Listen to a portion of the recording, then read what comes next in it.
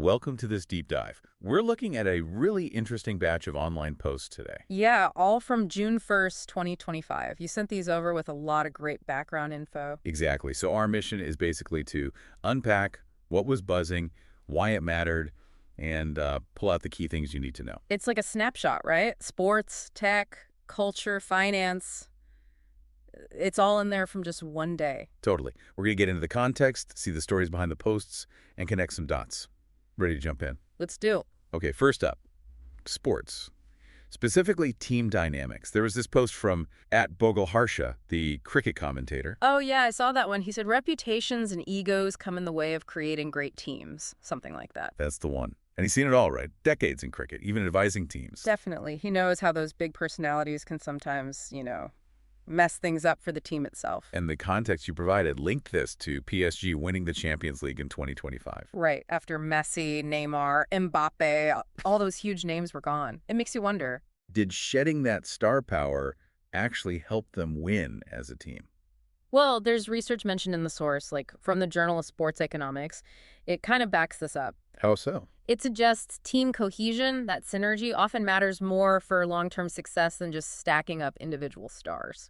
Interesting. So the takeaway isn't just for sports, is it? It applies anywhere you're building a team. Absolutely. Watch out for those big egos. They can really undermine things. Okay, staying with football, a big announcement from @ManOod. Yep, their first summer signing agreed. And we know who it is from the context. Matthias Cunha from Wolves. The deal was reported at, what, $62.5 million? That's right. He's played for Atletico Madrid, too. And apparently the manager, Ruben Amorim, has a specific plan for him. Like a no part 10 role in a 3-4-3. That's what the note suggested. Seems like it. He's also the 9th Brazilian to play for United, which is a nice bit of trivia. And the payment structure, 3 installments over 2 years. Yeah, about £21 million each. It shows how these massive deals are managed financially, It's not just one lump sum. Right. It's strategy, finance, fitting the player into the system.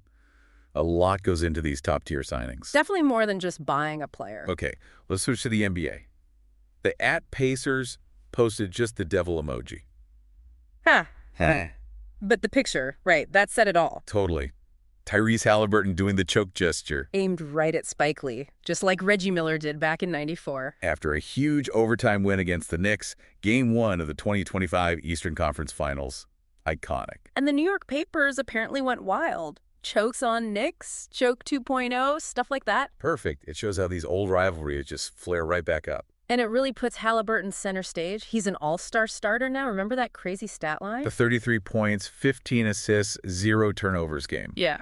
Unbelievable. Only like 4 other guys have ever done that. Exactly. So him pulling out the Miller gesture, he gets the theater of it all. So the insight is really about how history and these iconic moments live on in sports, especially in those big rivalries. For sure. It's part of the narrative.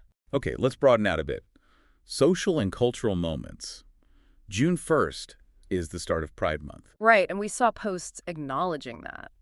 Like from @Mets. Yeah, the rainbow graphic, baseball is for everyone. Pretty standard stuff for organizations now. And the context mentioned their upcoming Pride Night, the 9th one, with events and special tickets benefiting NYC Pride. It's about showing support. And then there was the post from @Coco Gauff, the tennis star. Yeah, she posted Happy Pride Month and called herself an ally. What's interesting there, based on the context, is her public Christian faith. Exactly. That relationship can be complicated, so her explicitly stating allyship is, a notable stance for a major athlete. And the reaction was mixed. Very mixed, apparently. Lots of praise, but also criticism, people calling it wokeism, questioning it because of her faith. It really shows the cultural tension. So it highlights how sports figures are increasingly navigating these social issues publicly. And how taking any stance can spark strong reactions both ways. It reflects the broader conversations happening everywhere. Definitely. Okay, shifting to the digital world. A massive milestone for MrBeast. 400 million subscribers. Yeah. Just wild. He became the most subscribed individual on YouTube. Overtaking T-Series, yeah. But his post wasn't just bragging, was it? No, he talked about the grind. 10 years. People doubting him, calling him obsessed. 7 years of daily uploads before taking off? That's insane persistence. It really is. And it actually lines up with research, Consistent output drives growth. He's living proof. And the context also mentioned his focus on social impact, like planting trees. Right. Using that massive platform for good. It's not just about views anymore. So the insight there is twofold. The sheer grit needed to succeed online, and maybe this newer model of influence that includes social purpose. Absolutely. Persistence plus purpose. Okay, quick hit on entertainment.anime at Kaiju No 80 posted something big. Season 2 announcement for Kaiju No 8, coming July 19th, 2025. And streaming globally on X, which is interesting. Big distribution. Yeah, building on Season 1's success and the manga's huge popularity, over 18 million copies sold. The key visual looked intense. Kaiju, awaken, hints at bigger things. But the context pointed out a fan debate, right? About the art style. Yeah, some fans apparently feel the anime style is maybe too soft compared to the manga, an ongoing thing since 2023. Ah, the classic adaptation challenge. How do you please the original fans while maybe reaching a broader audience? It's a tough balance. The insight is navigating those fan expectations when bringing something popular to a new medium. Definitely a balancing act. All right, let's tackle some heavier stuff. Tech, finance, global affairs. First, this post from @Visgrad24. This one was serious, claiming a Ukrainian drone used AI to target a Russian strategic bomber. A Tupolev 295. The AI supposedly picked the weakest spot, like the fuel tanks in the wings. If that's confirmed, it's huge. The first time a 295 has reportedly been destroyed by enemy action. And these bombers are key assets, nuclear capable. It points directly to AI becoming a real factor in warfare now, not some sci-fi future. Reports from Reuters and others have been tracking this. And the potential implications. Destroying a bomber like that could provoke a major Russian response. Yeah, the Warzone analysis mentioned it's a big blow to Russia's capability and prestige. So the takeaway is stark. AI is actively being integrated into conflict with potentially massive strategic consequences. That's happening fast. Sticking with AI, a post from @Rahul Mathur caught my eye. About Mary Meeker's new AI trends report. Yeah, that's significant. Mary Meeker's legendary, right? Her old internet trends reports were essential reading. Absolutely. Early internet visionary, VC at Bond Capital, involved with Netscape, Facebook, Spotify. She spots the big shifts. And this is her first big report like this since 2019, 340 pages. And Rahul noted AI mentioned 51 times. That tells you the focus. So why does her analysis matter so much? It's her track record. When she dives deep into something like AI, it signals a major technological and economic shift is underway. People listen, investors act. So the insight, Mary Meeker focusing intensely on AI, is a huge signal that it's the dominant force shaping tech and finance right now. Definitely a report everyone in tech will be dissecting. Okay, let's talk crypto. A post from @Saylor, Michael Saylor. Of course. The chart showing MicroStrategy's Bitcoin holdings valued at, what was it, over $60 billion. Yeah, massive. With the caption, "Orange is my preferred color." Classic Saylor. It reflects their strategy since 2020, pile into Bitcoin as a hedge against inflation. And the chart showed Bitcoin soaring past 80Ks in late 2024, giving them huge unrealized gains. The context mentioned factors like the U.S. election and Fed rate cuts possibly playing a role in that surge. And the orange comment is just him doubling down on his bullish stance. Totally. And they're not stopping. That 21-21 plan to raise another $42 billion to buy more Bitcoin. It's incredible. It's their core treasury strategy now. So the takeaway is seeing a major public company treat Bitcoin not just as an investment, but as a fundamental part of their financial architecture. It's a bold move away from traditional finance. Very bold. Influential, too. All right, circling back to sports for the last couple of items. The @NILiberty post with the yawning emoji. Huh. That was aimed at the narrative that New York hasn't won a major championship since 2011, right? Exactly, because the Liberty themselves won the WNBA title in 2024. Ending a long drought for the city in women's pro sports.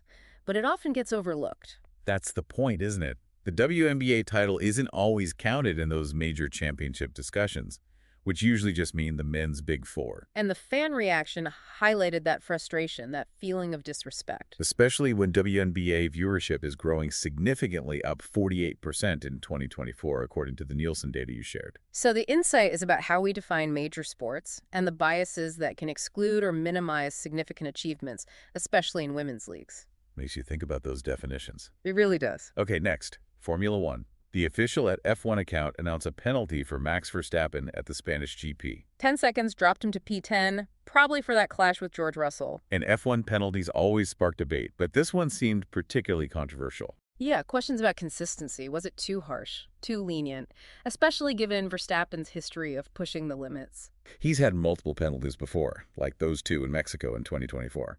Fans kind of expect drama around him. And the context added that the FIA's stewarding has faced criticism for being inconsistent overall.